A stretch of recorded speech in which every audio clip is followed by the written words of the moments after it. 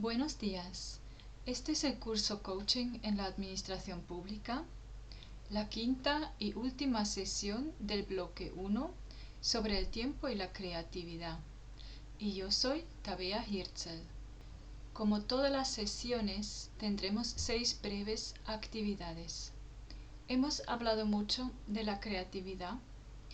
Ahora profundizamos de dónde vienen las primeras ideas de creatividad en las teorías occidentales y cómo se interpreta hoy en día. Pero sobre todo analizamos qué relación tiene la creatividad con el tiempo y la comunicación y cómo este conocimiento nos puede ayudar en nuestro ámbito laboral y como gestores de la administración pública. Para entrar en materia vamos a volver a una actividad grupal. La actividad de hoy es muy sencilla. Se trata de dibujar un objeto cotidiano y que los demás adivinan qué es. Lo importante es que sea algo cotidiano, lo más simple posible.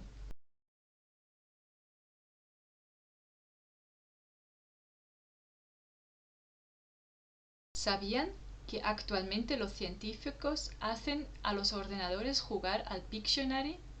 Este juego que ustedes acaban de jugar, lo hacen para enseñarles lo que llamamos el sentido común. Y es un verdadero reto.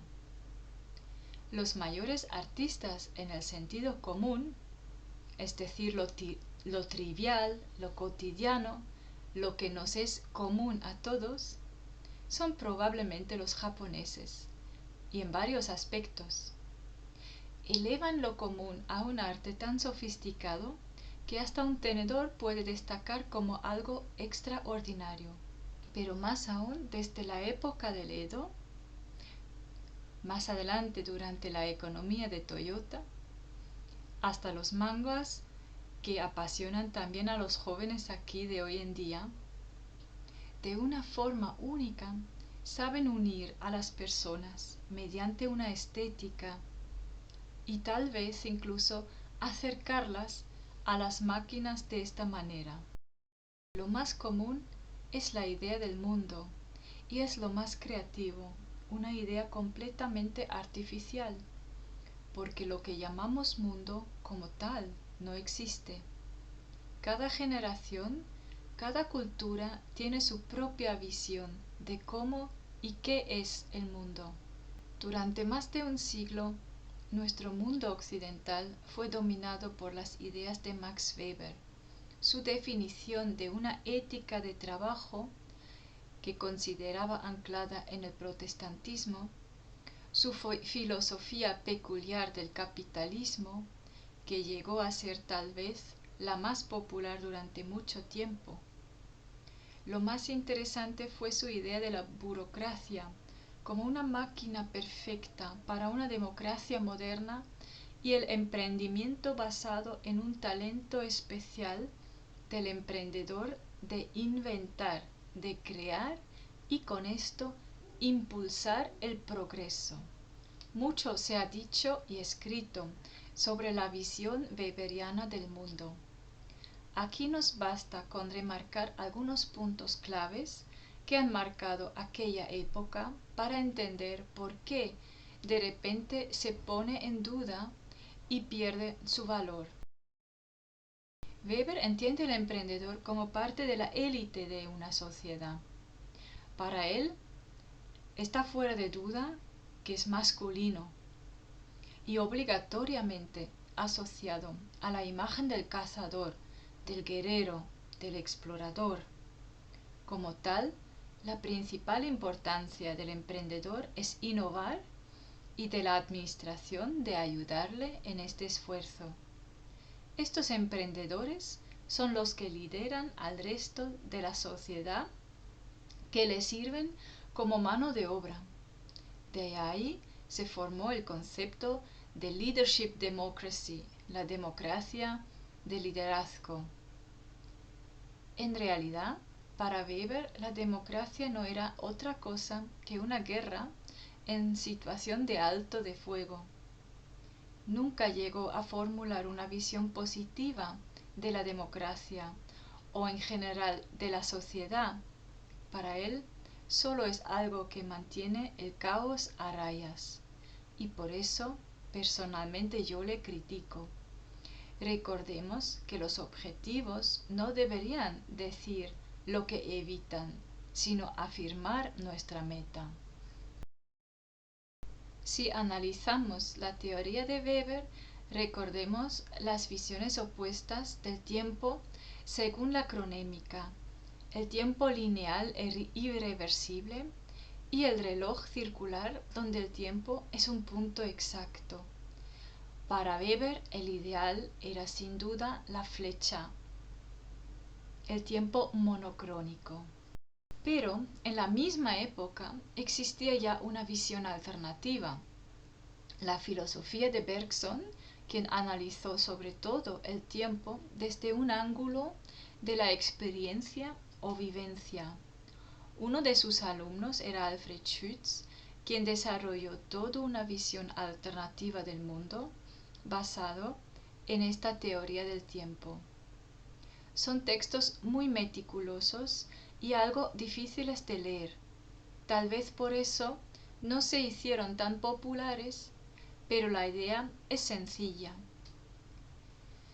Percibimos el tiempo sobre todo por la relación entre las cosas y en especial por la convivencia con contemporáneos, es decir, con otras personas que conviven con nosotros. Hay personas que ya estuvieron cuando cobramos conciencia y otros que llegaron después. Algunos nos dejan durante nuestra vida y presentimos que vamos a dejar atrás a otros. Mientras, ahí están nuestros compañeros, los de la misma generación, que conviven y viven cosas similares al mismo tiempo. De ahí formamos, más que una flecha del tiempo, toda una dimensión, una flecha hacia atrás y otra hacia adelante, que parte de nosotros mismos. Lo que le da el sentido a todo esto es la cohesión social, la misma experiencia que tienen los demás que nos rodean. Si se dan cuenta, tenemos el tiempo policrónico, que es el punto exacto en el que nos encontramos nosotros mismos en cada instante, y tenemos un doble tiempo monocrónico, la proyección hacia el futuro y la imaginación o la narrativa de un pasado, que nos hacemos por la deducción de comparar con lo que nos cuentan los que vivían antes o lo que nos imaginamos de lo que les ocurrirá a los que vienen detrás. Alfred Schütz fue un sociólogo y filósofo austríaco y creó precisamente este concepto del mundo de la vida, el mundo como algo que construimos socialmente. Max Weber escribe que el orden económico capitalista necesita esta despiadada devoción al trabajo de hacer dinero. Una de las ideas claves en esta frase, que suena algo despiadada desde nuestra perspectiva, es la idea de que trabajar por trabajar, el esfuerzo en sí no aporta valor a la sociedad. Solo porque usted suda no voy a estar más rica yo. Requiere trabajar en algo que aporta valor. Y esto es para Weber la innovación y el emprendimiento, es decir, aportar productos que valgan la pena. Estoy resumiendo mucho, pero quiero subrayar que yo no formo parte de un programa político y no apoyo una u otra idea aquí. Todos estos pensadores tenían su porqué y la gente que les seguía lo hacía por algún motivo. Mi objetivo es entender este porqué. Su mayor error, el de Max Weber, fue tal vez de darle un papel demasiado importante en este proceso al dinero. Pero la idea de que trabajar sin pensar no sirve y hay que producir algo que sea útil, creo que la mantenemos todavía así. Sin entrar más en el tema de la economía, me gustaría aquí contrastar una visión alternativa de aquella época. Karl Menger, otro economista, definió el dinero como el resultado emergente, casi accidental de la economía, y no su principal motor. Para él, el motor eran las propias necesidades humanas y el descubrimiento que se satisfacía mejor en constante intercambio entre los participantes de una sociedad. En una frase, para Menger, el valor económico es el resultado de un intercambio de necesidades mutuamente complementarias. Es decir, si yo produzco algo que a usted le sea útil y lo intercambio con usted por algo que usted ha producido que me sea útil a mí misma. Y por supuesto lo que intercambiamos tiene que ser más útil para el otro que para nosotros, si no nos lo quedaríamos. Esto es como la forma más simple. Normalmente no intervienen solo dos personas, sino tres o mucho más. Y por eso emergió el dinero como una moneda de cambio para crear economías más complejas. Simplemente lo que quiero aquí subrayar es lo que Weber ya presentía, que hay que producir algo que añade valor y no simplemente producir. Va aquí un paso más adelante y decir, este valor se puede medir y se mide en base de lo que necesitan las personas en una sociedad. Convivimos y nos complementamos. Esto es la economía para Menger. Estas dos posiciones como un ejemplo, y había muchas más, se mantuvieron durante tiempo y la versión de Weber triunfó hasta hace muy poco. Esto se debe a un cambio de paradigma impulsado por las propias tecnologías que usamos. Mientras Weber veía en el emprendedor y hombre un guerrero, que ya en aquella época no existía como tal, hoy en día, con las guerras híbridas y asimétricas, los mayores villanos o héroes, según el punto de vista, ya no son los guerreros, más bien hackers y whistleblowers. Por supuesto, sigue habiendo fábricas, pero la producción en cadena tradicional es cada vez menos relevante. Lo que realmente aporta valor económico es lo inmaterial, como las patentes. Está disperso en una cadena de producción disruptiva y se hacen cacho por cacho de forma aditiva. Mientras la burocracia era una palabra de progreso y modernidad en la época de Weber, ahora es casi un insulto. La administración de hoy no quiere ser burocrático, sino inteligente, ¿no? Asociamos como algo lento, demasiado complicado, a lo mejor incluso inútil con esa palabra burocracia, pero no se entendía así en el pasado.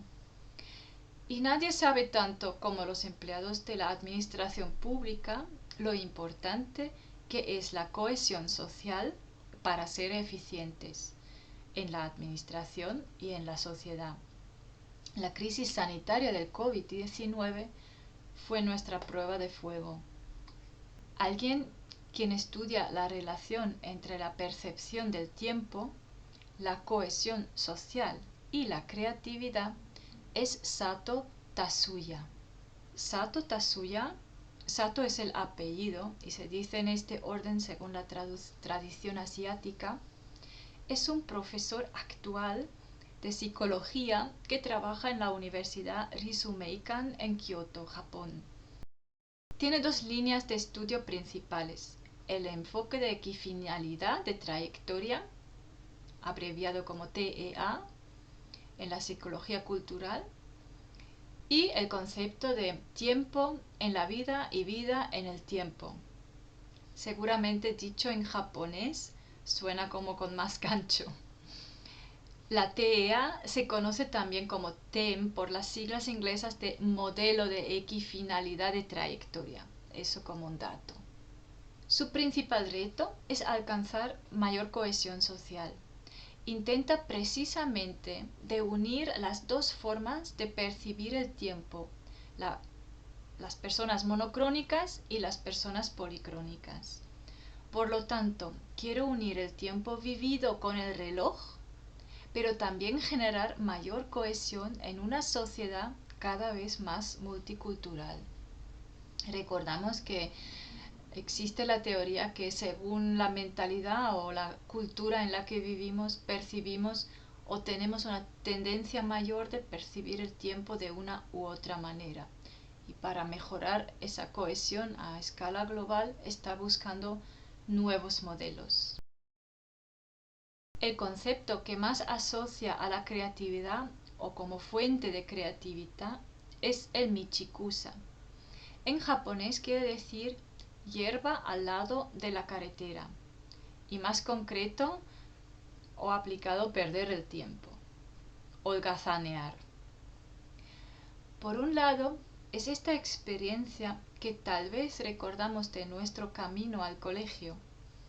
Tuvimos que llegar a casa, pero descubrimos sapos, mariposas, amigos, riachuelos y 20.000 cosas más interesantes que llegar enseguida. A menudo no era para evitar llegar a casa, simplemente a casa íbamos de todas formas, pero nuestro descubrimiento era prioritario, algo excepcional, algo más importante. Los niños no pierden el tiempo de forma accidental, toman decisiones sobre lo que tiene importancia y lo que menos importancia para ellos. Y a menudo es lo novedoso, lo curioso, lo peligroso, porque todavía están en esta fase de su desarrollo donde ponen toda su energía en aprender, descubrir y conocer el mundo. El michikusa no es simplemente una forma de hacer el vago, es estar presente, estar atento al mundo dentro de nuestro tiempo. Los acontecimientos de los últimos años que definimos como crisis, la crisis bancaria del 2008, el COVID, el conflicto en Ucrania, tienen algo en común. Interrumpen el curso de nuestra vida, de lo cotidiano, ponen nuestros modelos de vida en duda y nos hacen buscar de nuevo por el sentido, el significado de nuestra existencia. No sé si comparten mi visión, pero creo que no es una coincidencia que ocurre ahora de esta manera. Siempre había crisis, pero hay una razón por la que ahora se perciben de otra manera. Los cambios de la sociedad, que a veces se describen como transición industrial, afectan todos los aspectos de nuestra vida y de una forma muy profunda la energía, la tecnología, la economía y el ámbito social están cambiando todos a la vez.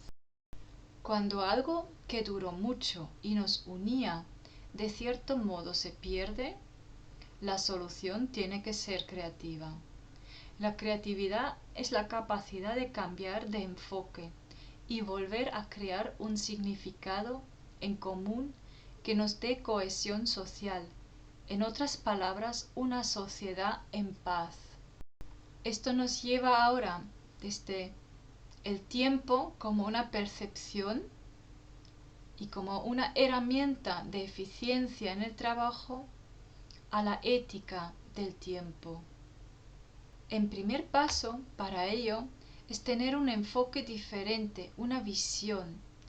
He aquí un enlace de Sato donde nos explica cómo esta capacidad de la creatividad mediante el Michikusa nos ayuda a paliar los efectos de una crisis.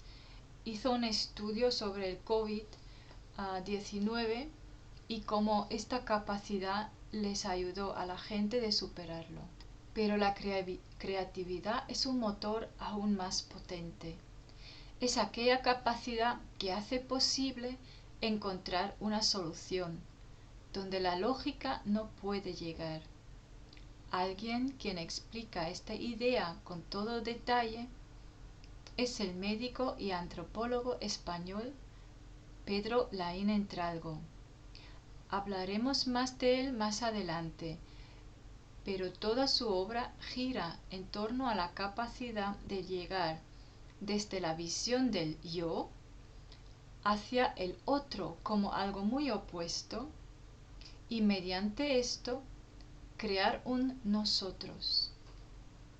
Según los modelos anteriores, la productividad de una sociedad, su bienestar y su capacidad de superar las crisis y vivir en paz no depende únicamente del ingenio de inventar cosas nuevas, sino reside sobre todo en la capacidad de crear cohesión y una narrativa en común. Este es lo que llamamos el modelo discursivo. En mi trabajo de tesis elaboré una definición positiva de la paz social que describe un modelo para la constitución de una sociedad de forma pacífica.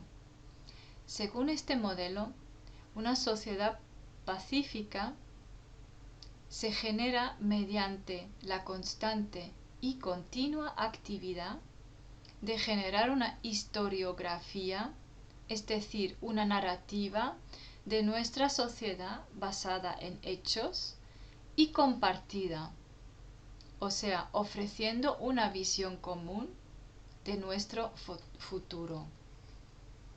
Siempre existían narrativas de este tipo, con esa capacidad de proyectarnos al futuro.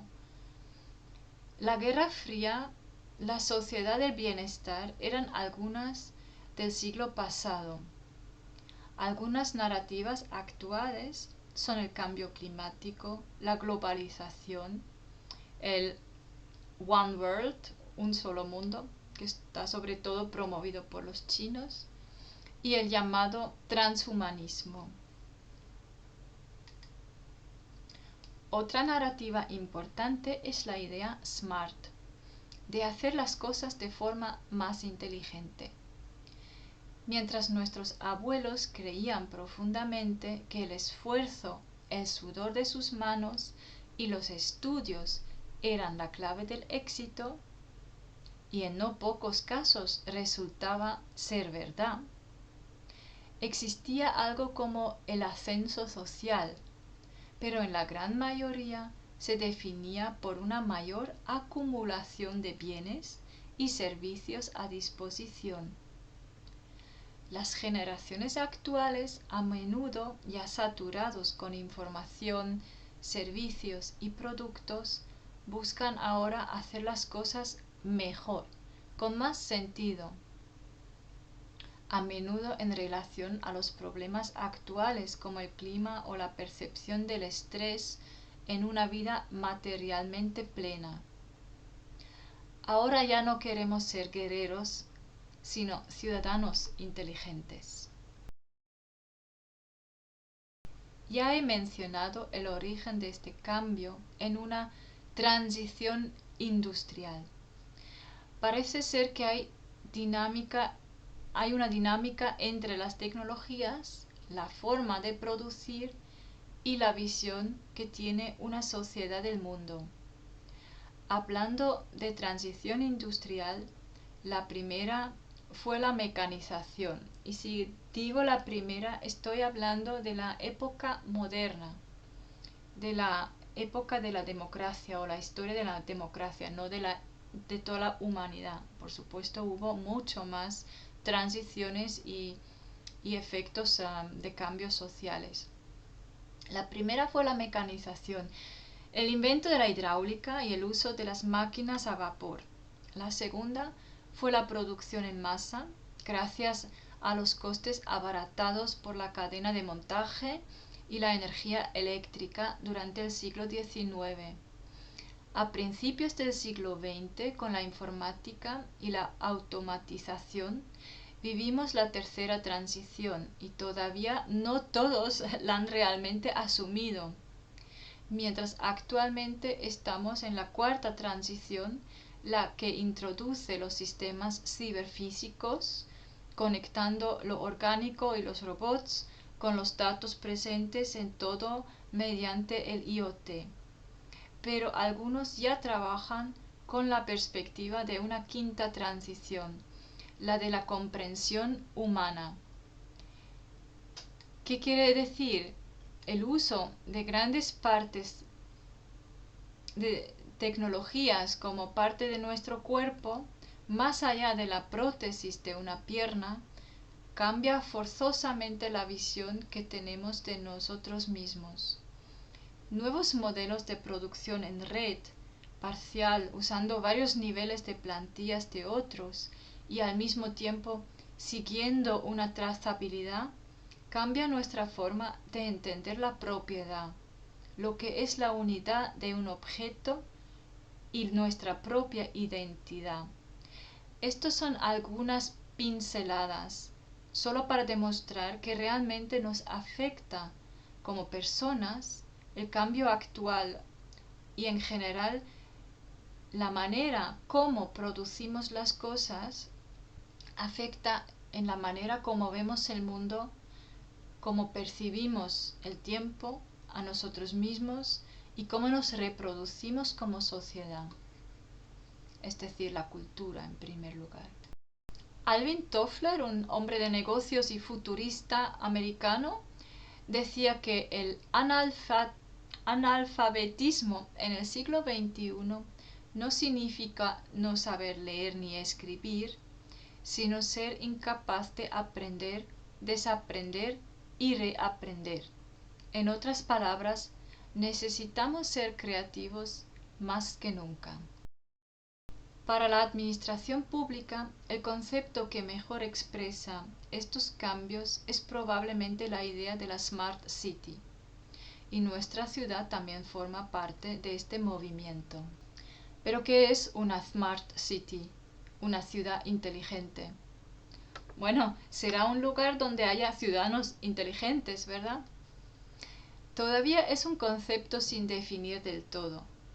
En grandes rasgos intenta integrar 4 ideas esenciales en la política local: temas del medio ambiente y el uso responsable de los recursos energéticos, una comunicación mayor, más directa y más comprensible entre todos que constituyen una ciudad, mayor uso compartido en bienes y servicios, modelos de plataforma y una mayor participación, mayor integración de las nuevas tecnologías y los sistemas ciberfísicos al servicio del ciudadano. Se intenta, además de trabajar de otra manera desde la administración, siguiendo 3 principios: una relación interactiva, optimizar la supervisión del espacio público y crear nuevas formas de cooperación, sobre todo entre diferentes ciudades y entre la administración y los ciudadanos. Un modelo bien establecido y conocido por muchos que nos ayuda a entender mejor la idea de la Smart City es el método de comunidades de aprendizaje. Una comunidad de aprendizaje se compone por 3 aspectos: la comunidad, es decir, la gente que la componen, en este caso los llamamos ciudadanos. Segundo, un dominio o espacio que es compartido por estas personas, incluyendo el ciberespacio. Y por tercero, una práctica, una forma concreta y establecida de solucionar problemas mediante herramientas, experiencias, conocimientos y recursos que es compartida por esa comunidad. Ya hemos mirado cómo a lo largo de la línea del tiempo nuestro sistema económico y productivo se transformó en relación con las tecnologías que desarrollamos. En paralelo, También cambiaron las ideas, los métodos y las prácticas en el ámbito social, cultural y religioso.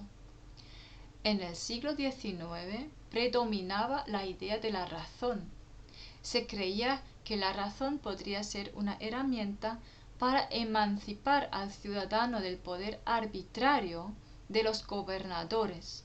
De hecho, es cuando originó esa palabra, ese concepto ciudadano. Ya no eran súbditos, sino ciudadanos. Siempre hablando desde la modernidad, porque la palabra es más antigua de la cultura griega, pero tal como la entendemos hoy en día.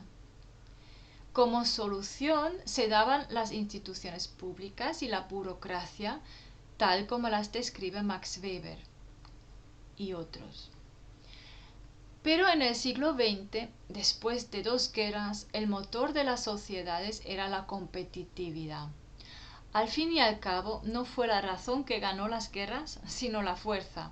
Pero más importante aún, se presentía que las enormes crisis económicas al principio del siglo XX habían sido, por lo menos en parte, un factor importante de motivar unas guerras tan crueles.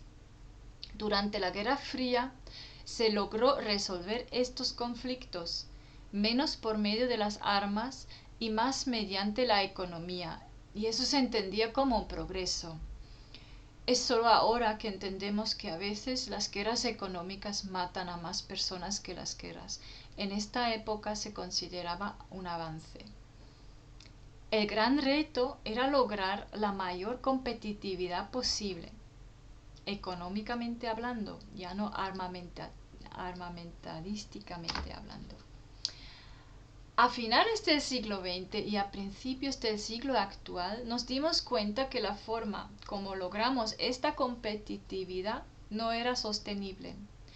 A partir del año 2008, lo que tal vez tenía un impacto aún mayor era la experiencia de que nuestras economías estaban estrechamente conectadas, que la competitividad tenía sus límites porque el fracaso de algunos países podría arrastrar a todos. Por supuesto, también estamos todavía en una fase donde reconocemos los límites del planeta y es un discurso muy importante y muy largo, pero no es tan nuevo, es mucho más antiguo. Pero esta idea de que si un país desaparece o fracasa, tal como existe ahora, digamos por ejemplo cuando China tenía que cerrar sus fronteras por el COVID, que esta miseria de ellos nos va a afectar negativamente a todos, o como la guerra de Ucrania afecta ahora la entrega de trigo en África y crea hambrunas ahí. Esta idea es bastante nueva, sobre todo en el detalle, en la dimensión como lo entendemos ahora. Esto nos lleva al actual pensamiento ecosistema, tan importante para las ciudades inteligentes. O sea, ya comprendemos que no todo es nuestro propio ingenio, sino también el engranaje adecuado entre todos los sistemas de los que dependemos unos y otros. Hemos aprendido mucho como sociedad desde que comenzó la era de la modernidad, y mucho de lo que estoy exponiendo aquí es infinitamente más complejo de lo que aquí se percibe. Solo son algunas pinceladas para ubicarnos en el tiempo y entender los diferentes conceptos también dentro de su contexto. Muchas veces un modelo no se abandona porque era malo, sino porque los retos han cambiado, los objetivos son diferentes. Todos los métodos dependen de lo que queremos lograr. La creatividad será clave para superar los retos de nuestra época y encontrar las soluciones integradas tecnológicamente y con los ecosistemas tal como aspiramos. Usaremos esta creatividad en el bloque 2 para una comunicación eficaz.